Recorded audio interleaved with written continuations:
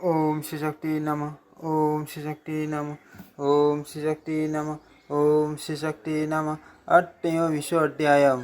विश्वामित्र जी का राजा हरिश्चंद्र को चांडाल के हाथ बेचकर ऋण मुक्त करना। व्यास जी बोले, राजा हरिश्चंद्र से इस प्रकार दयाहीन एवं निष्ठुर वचन किया और वह संपूर्ण धन लेकर कुपित विश्वामित्र वहाँ से चले गए। विश्वामित्र के चले जाने पर राजा शोक संतप्त हो उठे। वे बार बार दीर्घ सांस लेते हुए तथा नीचे की ओर मुख करके उस सबसे बोलने लगे, धन से बिक जाने के लिए उद्यत पेट रूप मुझसे जिसका दुख दूर हो सके वह अभी शीघ्रता करके सूर्य के चौथे पर में रहते रहते मुझसे बात कर ले। इतने में शीघ्र ही वहाँ चांडाल का रूप धारण करके धर्मदेव आ पहुँचे। उस चांडाल के शरीर से दुर्गंध आ रही थी। उसका पक्ष भयानक था, उसकी विशाल दाढ़ी थी, उसके दांत बड़े थे और वह निर्दयी लग रहा था। उस नराधम तथा ब्यावने चांडाल के शरीर का वर्ण काला था, उसका उदर लंबा था, वह बहुत मोटा था।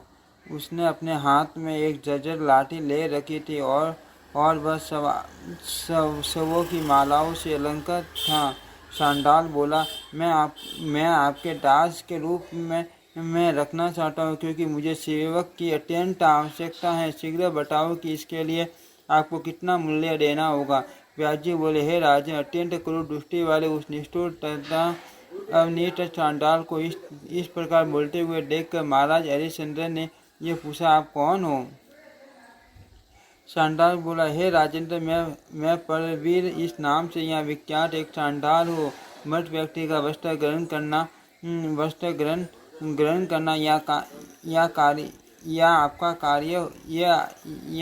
कार्य होगा और आपको सदा मेरी आज्ञा का पालन करना पड़ेगा। चांडाल के ऐसा कहने पर राजा ने यह वचन कहा, मेरा तो ऐसा विचार है कि ब्राह्मण या क्षत्रिय कोई भी मुझे ग्रहण कर ले, क्योंकि उत्तम पुरुष के साथ उत्तम का, मध्य के साथ मध्यम का और अधम के साथ अधर्म का धर्म स्थित रहता है, ऐसा विद्वानों ने कहा है। चांडाल बोला, हे नरश्रेष्ठ, हे राजन, आपके इस समय मेरे समक्ष जो धर्म का स्वरूप व्यक्त किया है वह बिना सोचे समझे ही आपने कहा है। जो मनुष्य सम्यक सोच समझकर बोलता है वह अभिष्ट फल प्राप्त करता है, किंतु हे अनग, आपने बिना विचार किए ही जो सामान्य बात है उसे कह दिया।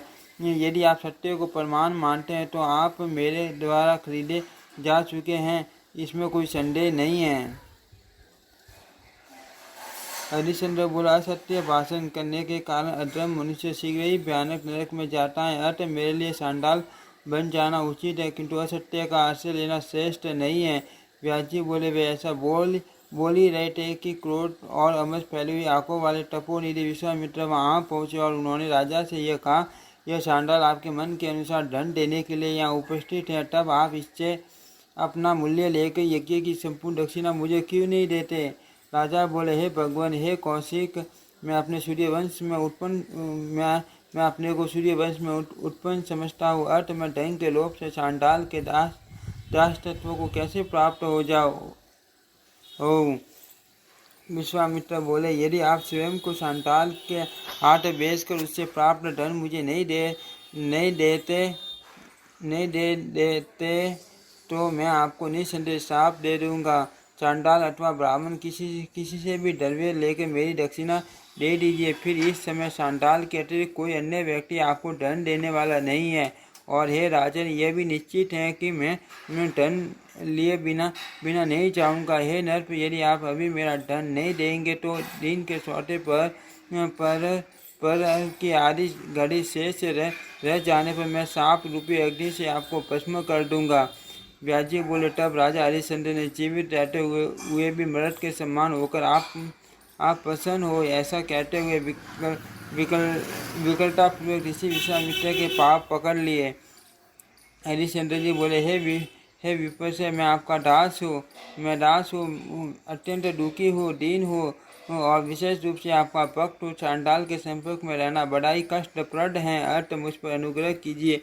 अवशिष्ट धन चुकाने के लिए मैं आपके अधीन आपका सेवक बनूंगा। हे मुनि श्रेष्ठ, आपके मन की इच्छाओं के अनुसार कार्य करता हुआ मैं आपका सदा बना रहूँगा। विश्वामित्र जी बोले, हे महाराज, ऐसा ही हो, आप मेरे ही दास हो जाइए, किंतु हे नरादेव, आपको सदा मेरे वचनों का पालन करना पड़ेगा।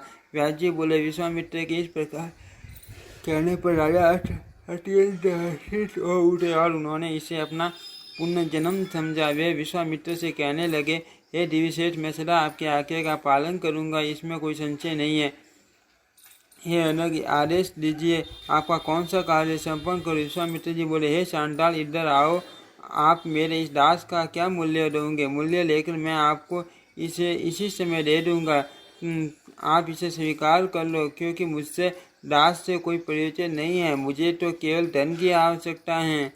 व्यास जी बोले, उनके इस प्रकार कहने पर चांडाल के मन में प्रसन्नता आ गई। विश्वामित्र के पास तत्काल आकर वह उनसे कहने लगा। चांडाल बोला, हे देवीश्वर, प्रयाग के 10 योजन विस्तार वाले मंडल की भूमि को रत्न में कराकर मैं आपको दे दूंगा। इसके विक्रय से आपने मेरा यह मान कष्ट दूर कर दिया।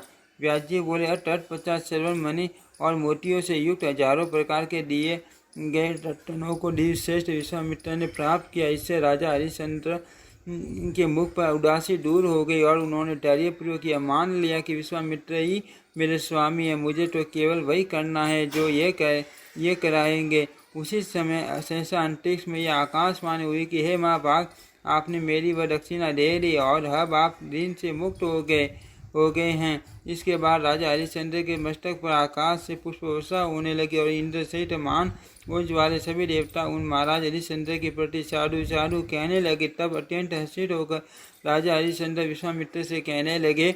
राजा बोले, हे महामते, आप ही मेरे माता पिता तथा आप ही मेरे बंधु हैं, क्योंकि आपने मुझे मुक्त कर दिया और क्षण भर में ऋण रहित भी बना दिया। हे महाभाव, आपका वचन मेरे लिए कल्याणप्रद है, कहिए अब मैं कौन सा कार्य करूं? राजा की इस प्रकार कहने पर मुनि उनसे कहने लगे। विश्वामित्र बोले, हे राजन, आज से चांडाल का वचन मानना आपका कर्तव्य होगा, आपका कल्याण हो। उनसे ऐसा कहकर और वह धन लेकर विश्वामित्र वहाँ से चले गए।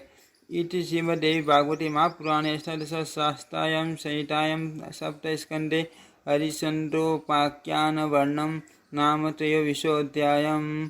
ओम श्री शक्ति नमः। ओम श्री शक्ति नमः। ओम श्री शक्ति नमः।